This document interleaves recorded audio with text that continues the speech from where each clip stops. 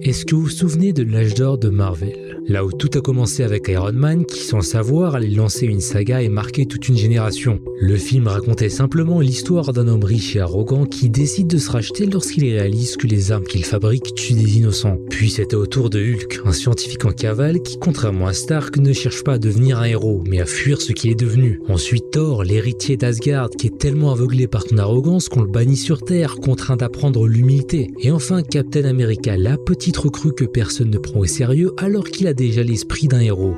Film après film, cet univers n'a cessé de grandir, jusqu'à réunir tous ces personnages dans une histoire qui allait terminer sur l'un des cliffhangers les plus marquants de la pop culture. You should have gone for the head. Cette conclusion marchait car elle était l'aboutissement de plus de 10 ans d'arc narratif, de lore, de mythologie. À chaque film, Marvel arrivait toujours à nous faire rêver un peu plus, jusqu'à en arriver au climax que tous les fans attendaient. Et après une longue bataille, c'est sur la plus parfaite des notes que la saga de l'infini s'est conclue. Mais cette fin a posé un problème. Endgame ayant conclu les arcs narratifs des Avengers principaux, le MCU se trouve désormais dans une impasse. Tony Stark et Black Widow sont morts, Thor est parti avec les Gardiens de la Galaxie dans l'espace et Steve Rogers ainsi que Hulk sont à la retraite. Marvel a dès lors été confronté à une nouvelle problématique, comment remplacer des héros auxquels le public était attaché depuis plus de 10 ans. C'est là qu'intervient la phase 4. President of Marvel Studios, Kevin Feige!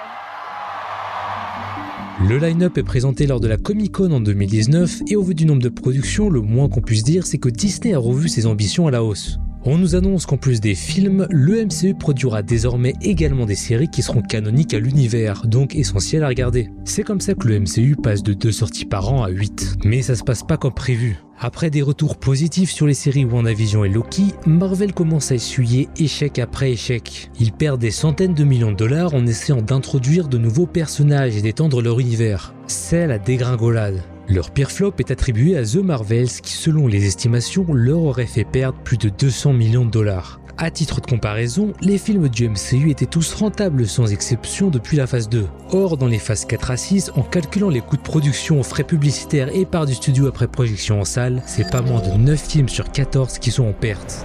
Et sur les 5 films rentables, il y en a que 2 qui ont fait un carton. L'un d'entre eux est No Way Home, dont Sony détient les droits de distribution, ce qui fait que Disney ne touche en réalité qu'une petite partie des bénéfices. L'autre, c'est Deadpool et Wolverine, et même s'il a généré des centaines de millions de dollars de bénéfices, les phases 4 à 6 restent en perte. C'est sans compter tout le coût de production des séries qui est estimé à 100 millions par saison, dont le seul but est de pousser les gens à s'abonner à Disney+.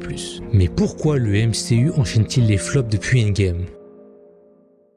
Marvel a commis 4 erreurs majeures qui les ont menés à leur perte. Premièrement, c'est de ne pas avoir réalisé que les têtes d'affiche faisaient 50% du boulot. Si à l'époque, les films de super-héros qui marchaient le mieux étaient Spider-Man et les X-Men, c'est en grande partie car c'était les personnages les plus vendeurs de l'univers Marvel.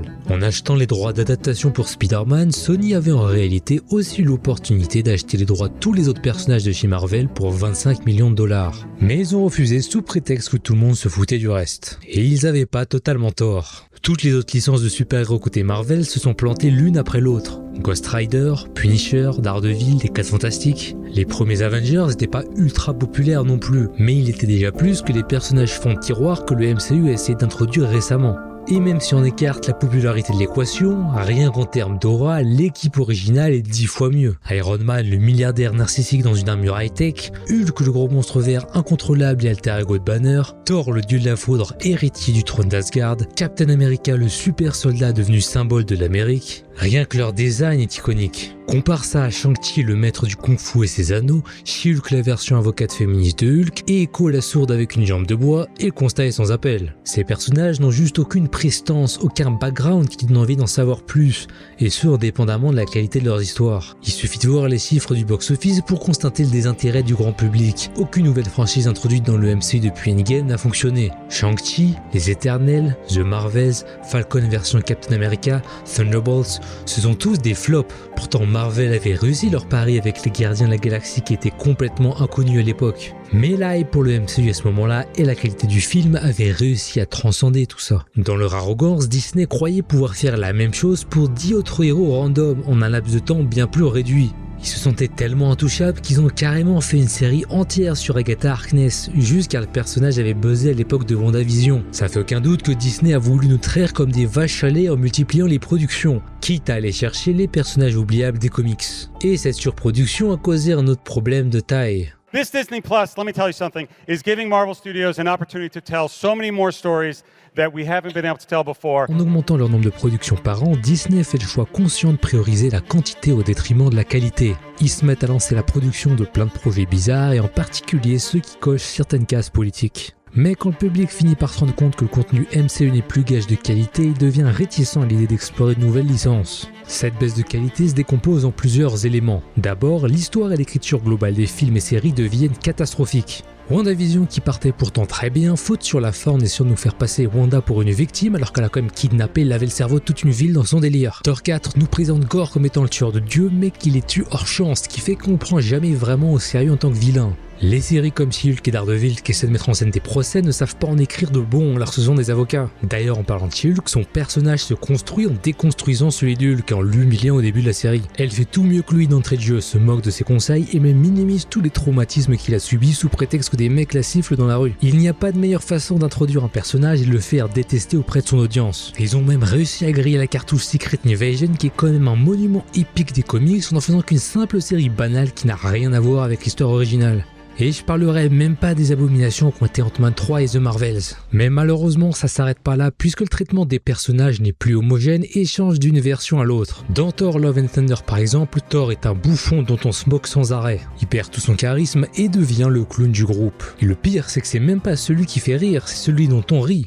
C'est le même personnage que celui qui a vu son royaume exploser à la fin de Ragnarok, celui qui a vu son meilleur ami, son peuple, son frère mourir sous ses yeux, et aussi celui qui a vécu pendant 5 ans sous la culpabilité de ne pas avoir réussi à sauver le monde après sa défaite contre Thanos. Il n'y a aucun monde où ce personnage est la risée du groupe. La même chose arrive à Doctor Strange qui contredit son développement dans Spider-Man No Way Home quand il décide de risquer la stabilité du multivers pour aider Peter Parker à régler ses problèmes personnels, et ce en dépit de l'avertissement de Wong.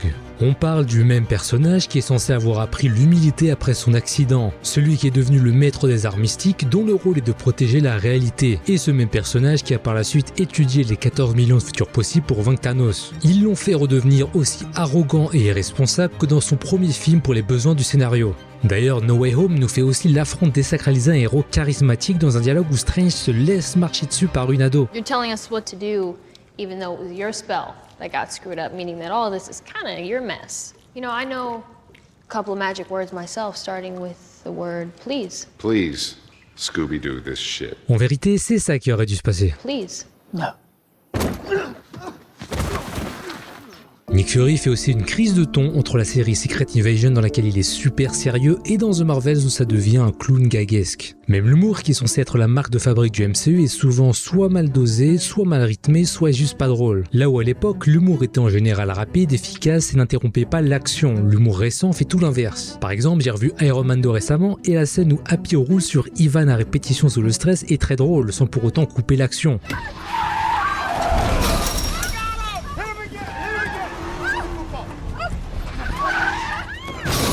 Les personnages s'arrêtent pas pour faire une blague, c'est la situation qui est comique et ça désamorce pas la tension pour autant. A l'inverse, dans le MCU récent, soit on a des scènes comme ça qui sont censées nous faire rire, soit un passage important ou émotionnel de l'histoire se met en pause pour déclencher une blague malaisante qui dure 30 secondes. If he asked me to burn the world down, I would have asked him. Beef or vegetarian?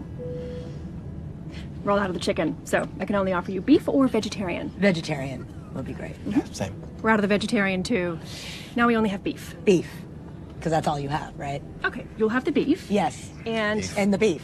Et au-delà de l'humour, la qualité des effets spéciaux a aussi été impactée par cette multiplication des productions MCU avec des scènes qui sont devenues la risée d'internet. Beaucoup d'employés se plaignent des délais impossibles à tenir et l'un d'entre eux a même confié qu'il avait fait l'équivalent de 6 mois d'heures sup pour un seul film. Et pour enterrer toute qualité restante, Disney a clairement été plus préoccupé par la diversité et les messages politiques que par la qualité de ses histoires, au point de perdre une grosse partie de son public principal. Une des raisons qui faisait le charme du MCU, c'était que tous les films étaient interconnectés entre eux. Iron Man introduisait Agent Coulson et Nick Fury, Hulk le Général Ross, Iron Man 2 Black Widow, chaque film ajoutait une pièce au puzzle jusqu'à ce qu'on se retrouve avec l'équipe originale des Avengers. Ces films avaient non seulement une valeur standalone où ils pouvaient être appréciés tels quels, mais aussi une valeur dans l'univers global dont la mythologie et les personnages s'élargissait petit à petit. Après avoir introduit les Avengers principaux, c'est au tour des Pierres d'Infinité à être présentées une par une jusqu'au climax. Et beaucoup de films avaient des crossovers entre eux pour garder la cohérence de l'univers, comme par exemple Thor qui fait appel à Doctor Strange dans Ragnarok. Et dans le même film, on avait aussi Hulk, ce qui expliquait son absence dans Civil War. Mais depuis Endgame, les projets ont l'air plus déconnectés et moins maîtrisés. Même dans les quelques crossovers qu'il y a entre Doctor Strange et Spider-Man ou Doctor Strange et Wanda, on se demande où sont les autres vu l'ampleur des événements. Que font-ils? Pourquoi n'interviennent-ils pas? Le meilleur exemple de ça, c'est dans Eternals, quand un Céleste est sur le point d'éclore au beau milieu de l'océan et de détruire la Terre. C'est le genre d'intrigue qui ne peut pas marcher dans un film standalone car il n'y a aucun monde où les autres héros interviennent pas en fait. La saga du multivers a été construite de manière très étrange, parce que contrairement aux pierres de l'infini qui sont introduites petit à petit, le multivers a jamais vraiment eu de fil rouge qui le relie d'un film à l'autre. Au début on pensait que les événements de No Way Home allaient déclencher l'intrigue principale de la nouvelle saga, mais non en fait, elle est résolue dans le même film. Même chose dans Doctor Strange 2 avec Wanda ou Deadpool et Wolverine qui nous font voyager à travers différents univers sans jamais faire avancer l'intrigue globale. Cette saga a l'air d'avoir aucun cheminement logique et toutes les histoires traitent du multivers à part. Même les scènes post-génériques mènent nulle part la moitié du temps. Vous vous souvenez du frère de Thanos teasé dans Les Éternels? Moi non plus. Et de manière générale, ce qui manque le plus à l'univers depuis Endgame, c'est des personnages principaux forts sur lesquels s'appuyer. Toute l'intrigue principale de la première saga s'est principalement bâtie autour de deux personnages clés, Iron Man et Captain America. C'était tous les deux des leaders, mais avec des personnalités bien différentes qui clashaient souvent. You're not the guy to make the sacrifice play, to lay down on a wire and let the other guy crawl over you. I think I would just cut the wire. Les événements d'Avengers ont rendu Tony parano et c'est ce qui l'a éventuellement poussé à créer Ultron, qui a été une énorme erreur d'ailleurs. Ce même arc fait éventuellement prendre conscience à Tony qui devrait se soumettre au gouvernement, ce qui mène à Civil War. Et Civil War entremêle parfaitement les intérêts de Captain America avec ceux de Tony, auquel Bucky est étroitement lié.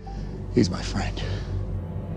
So was I. C'est avec tout ce bagage que Infinity War commence et qui est la raison pour laquelle les héros perdent, ils ne sont plus soudés. Tout ce cheminement est écrit de manière brillante au travers d'une dizaine d'apparitions chacun dans les films jusqu'à Endgame. Mais malheureusement, il n'y a rien de tout ça dans la saga du multivers. Aucune ligne directrice qui permettrait de donner sens à tout ce qu'on a vu, et encore moins de développement de personnages pour les nouveaux leaders des Avengers. Pourtant Marvel avait quand même de quoi faire avec Thor, Doctor Strange, Hulk, Spider-Man, Wolverine et Reed Richards des 4 Fantastiques. Ils ont malheureusement choisi d'introduire plus de héros au détriment de la profondeur. Sauf que si les héros sont pas développés, alors pourquoi s'y intéresser? La dernière erreur de Marvel, c'est de ne pas avoir établi une menace suffisamment intrigante pour la saga du multivers. En théorie, chaque film devrait être bon et se suffire à lui-même, même sans teaser la suite. Mais la formule Thanos avait tellement bien fonctionné auprès du grand public qu'on était en droit de s'attendre à quelque chose de similaire. Après tout, pourquoi changer une équipe qui gagne? Tout le teasing depuis Avengers avec les scènes post-génériques et l'introduction des pierres d'infinité une par une était une manière très intéressante et intrigante d'introduire la grande menace de l'univers qui allait obliger les Avengers à se réunir une dernière fois. Tony avait même des visions où il se voyait échouer dans Avengers 2, ce qui laissait présager un tournant dans la saga. Et c'est exactement ce qu'on a eu dans Infinity War où Thanos apparaît et met tout le monde d'accord. Le problème, c'est qu'on n'a rien de tout ça depuis la phase 4 et les quelques briques de teasing qu'on a s'imbriquent pas très bien. Le symbiote, le frère de Thanos, le fils de T'Challa, les anneaux de Shang-Chi qui émettent un signal mystérieux, Monica Rambeau qui se réveille dans un autre univers et rencontre le fauve, il y a que très peu de scènes en relation avec le multivers alors que c'est quand même censé se terminer très bientôt. Kang le Conquérant est teasé et introduit plusieurs fois mais il est vaincu comme un malpropre dans Ant-Man 3. Imaginez si la première fois qu'on voyait Thanos à l'action, il se prenait une branlée par Hawkeye et sa clique. Dur de le prendre au sérieux. En plus de ça, l'acteur de Kang s'est fait virer par Marvel dû à ses déboires personnels et ils ont refusé de leur cast par la suite, probablement à cause du box-office désastreux. C'est pourquoi Marvel a décidé de faire un virage à 180 degrés et de changer ses plans en cours de route pour le grand méchant de la saga du multivers. Durant la Comic-Con en 2024, Kevin Feige annonce que les frères Russo qui étaient derrière Infinity War et Endgame seront de retour pour réaliser les 2 prochains Avengers qui devraient conclure la saga du multivers. L'intitulé Avengers Dynasty de Kang est remplacé par Avengers Doomsday qui sera suivi de Secret Wars. C'est après cette annonce qu'un groupe de personnes habillées en Doom se rassemble sur scène et que le choix du casting pour le méchant est annoncé. As proof of the unimaginable possibilities in the Marvel multi-universe, we give you the one person who could play Victor Von Doom. Mais là où beaucoup y voient de la hype, je vois cette annonce personnellement comme un aveu d'échec. Marvel n'ayant pas réussi à introduire 2 personnages suffisamment intéressants en 7 ans, ils en sont venus à jouer la carte ultime, la nostalgie et le fanservice. En plus de Robert Downey Jr. qui sera de retour dans la peau de Doom, Chris Evans reviendra également en tant que Steve Rogers, accompagné des X-Men, interprétés par le cast original des années 2000. Et même si le carton commercial de ces 2 Avengers est assuré, une question reste en suspens. Et après ? La décision de soudainement faire un 180 sur tout ce qui a été établi dans les phases 4 à 6 et d'abandonner Kang au profit de Doom transpire le désespoir. Comme si Marvel n'avait plus confiance en ce qu'ils ont bâti ces 7 dernières années et s'était rabattu sur le fanservice bête et méchant pour réussir. Une piste qui pourrait expliquer ce virage soudain est celle du CEO de Disney à qui on doit les premières phases du MCU, Bob Iger, qui avait quitté son poste en février 2020 après Endgame pour laisser place à son successeur, Bob Chapek. Selon certains, c'est Chapek qui aurait mis Marvel droit dans le mur à force de multiplier les productions et il serait responsable de toutes les bouses qu'on s'est tapées depuis 2020. Il a été viré d'urgence en novembre 2022 quand le conseil d'administration de Disney s'est rendu compte que le bateau était en train de couler et on rappelait Iger pour reprendre son rôle de CEO. En revenant à son poste, Iger a immédiatement annulé plusieurs films et séries qu'il jugeait superflus et a avoué que Disney s'était perdu en priorisant la quantité. Il a aussi dit vouloir retourner aux racines de la compagnie, c'est-à-dire de divertir en premier au lieu d'essayer de faire passer des messages politiques.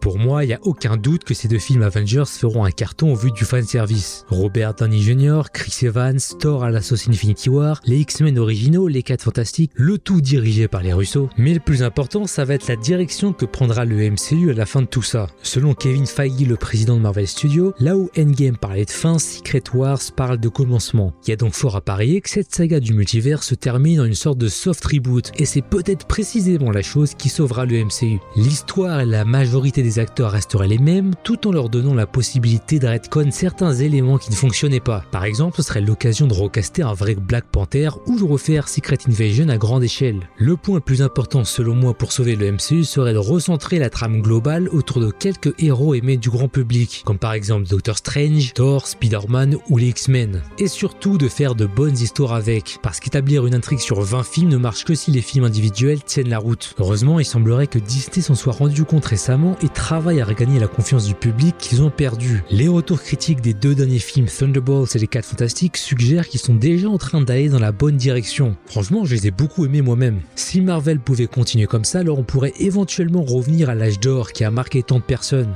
La période où les histoires avaient des vrais enjeux et les personnages de vrais arcs narratifs. Tout ce que je demande, c'est de revibrer devant un Marvel, d'être autant excité qu'à l'époque d'Infinity War et Endgame pour voir les films, et de ressortir de chaque film inspiré. Mais pour ça, Marvel va devoir le mériter. Alors est-ce qu'ils vont enfin apprendre de leurs erreurs et se recentrer sur ce qui est vraiment important, ou est-ce qu'ils vont accélérer leur chute et tomber dans l'oubli ?